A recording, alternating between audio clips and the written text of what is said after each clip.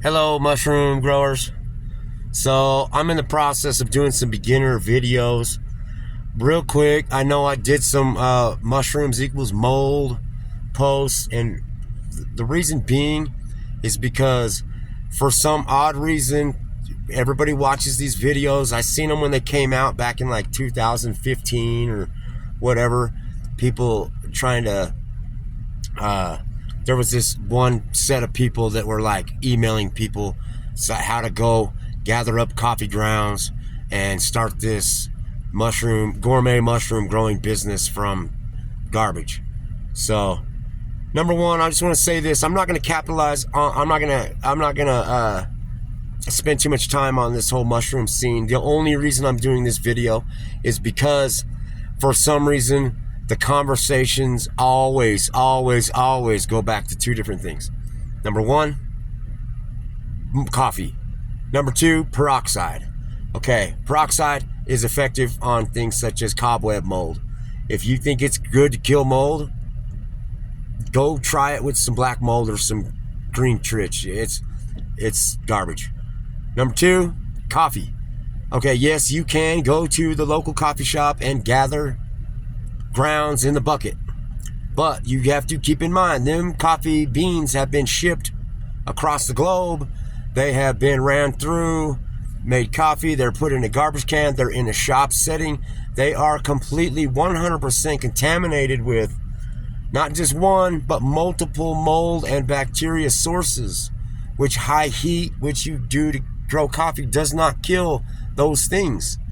So, and number two, even if they give you a 5-gallon bucket of mold, or not, yeah, basically, if they give you a 5-gallon bucket of moldy coffee grounds every single day, and you go pick that up at the end of the day to try to create a mushroom growing business, unless you live in a big city like Los Angeles that's got 33 million people and 17,000 coffee shops, you're not going to grab enough coffee grounds.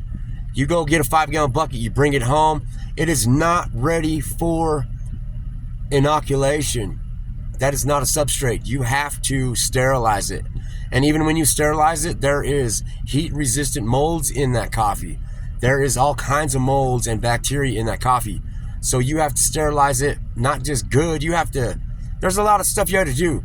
And like I said, by the time you do it and you put 5 pounds of coffee grounds in a bag and try to grow some mushrooms, your yield is going to be maybe 3 to 4 pounds of fresh mushrooms with 5 pounds of coffee. And by the time you do the math on it and figure out how much it's going to cost you, fuel right now, I don't know where everybody's at, but I drive a Volkswagen Jetta TDI SE that gets 63 miles to the gallon. I get diesel fuel. I'm paying like $4 a gallon.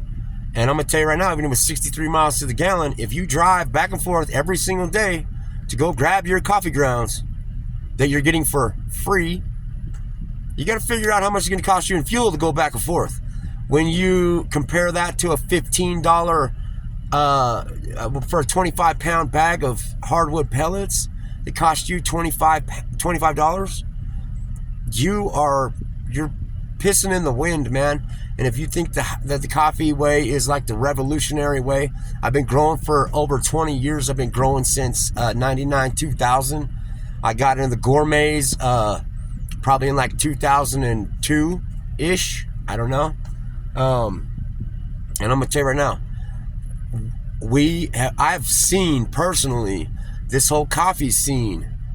Yes, you can grow mushrooms on it. Yes, you can go to your coffee shop and get free coffee grounds. Yes, you can get coffee grounds out of your coffee. Coffee is expensive, man.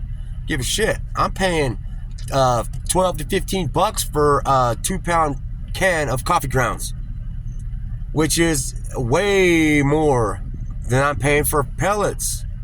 And then when you count in the gas money, dude, like you don't have to, you know what I mean? All I'm getting at is I'm getting ready to do some good quality videos for beginners. Experts are willing to chime in, or you know what? I am willing to learn from people as well. So I do not want to get on the coffee subject because coffee I've seen it for 25 years now, almost 25 years. I'm gonna tell you this: coffee is not. It's not the light at the end of the tunnel, man. That's not the way you're gonna go.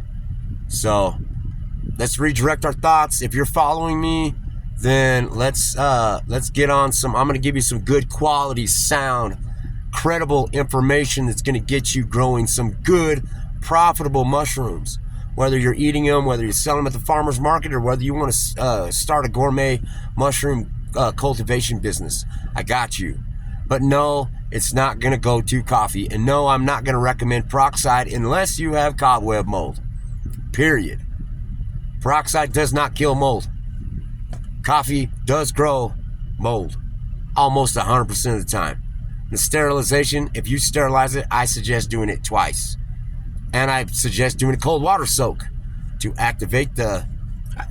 I'm not going to get into it. It's huge. Like the coffee scene, I'm done with the coffee scene. Let's grow some real mushrooms. Let's do it in an effective, proven, like more profitable way. That's where I'm at. So hate on my videos, hate on my information, defend the coffee, defend the peroxide. That's all good, dude. I've been watching people defend it for 25 years, and I still yet to see that revolutionize the mushroom industry. But I do have some ways. But let's start with the basics. Thank you.